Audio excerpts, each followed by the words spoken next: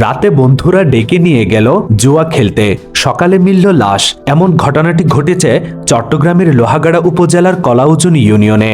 জানা গেছে, মোহাম্মদ জাহেদ নামের এক তরুণকে বাড়ি থেকে জুয়া খেলার কথা বলে গতকাল সোমবার রাতে ডেকে নিয়ে যায় ইমন নামের তার এক বন্ধু। আজ মঙ্গলবার 14 জানুয়ারি সকালে বাড়ি থেকে 400 মিটার দূরে উপজেলার উত্তর কলাউজন রাবার ড্রাম স্টেশন এলাকার মন্দিরের সামনে থেকে জাহেদের লাশ উদ্ধার করে পুলিশ।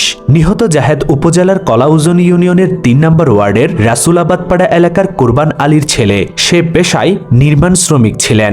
অনলাইন জুয়া খেলার টাকা ও মোবাইলের লোভে এ হত্যাকাণ্ডের ঘটনা ঘটেছে বলে নিহতের পরিবারের দাবি। নিহত জাহেদের পিতা কুরবান আলী জানান, সোমবার রাতে ইমন নামে এক বন্ধু সহ 4 জন জুয়া খেলার জন্য জাহেদকে বাড়ি থেকে ডেকে নিয়ে যায়। এরপর রাতে জাহেদ আর বাড়ি ফেরেনি। সকালে খবর পেয়ে তিনি ঘটনাস্থলে ছুটে আসেন এবং ছেলের লাশ দেখতে পান। তিনি আরো বলেন, আমার ছেলের সাথে কারো শত্রুতা ছিল না। ওর মোবাইলে থাকা টাকা ও মোবাইলের জন্য বন্ধুরাই ওকে হত্যা করেছে। স্থানীয় ইউপি সদস্য বশিরুল আলম শরীফ বলেন, সকালে লালামার ঘাটে জাহেদের লাশ দেখতে পেয়ে তিনি পুলিশে খবর দেন। পুলিশ ঘটনাস্থল থেকে লাশ উদ্ধার করে। লোহাগাড়া থানার অফিসার ইনচার্জ মোহাম্মদ আরিফুর রহমান বলেন, লাশ উদ্ধার করে ময়নাতদন্তের জন্য চট্টগ্রাম মেডিকেল কলেজ হাসপাতালে পাঠানো হয়েছে।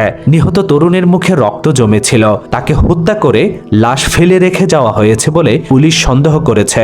ঘটনায় জড়িত সন্দেহে এর মধ্যে ইমন সহ 3 জনকে আটক করা হয়েছে। থানায় তাদের জিজ্ঞাসাবাদ চলছে।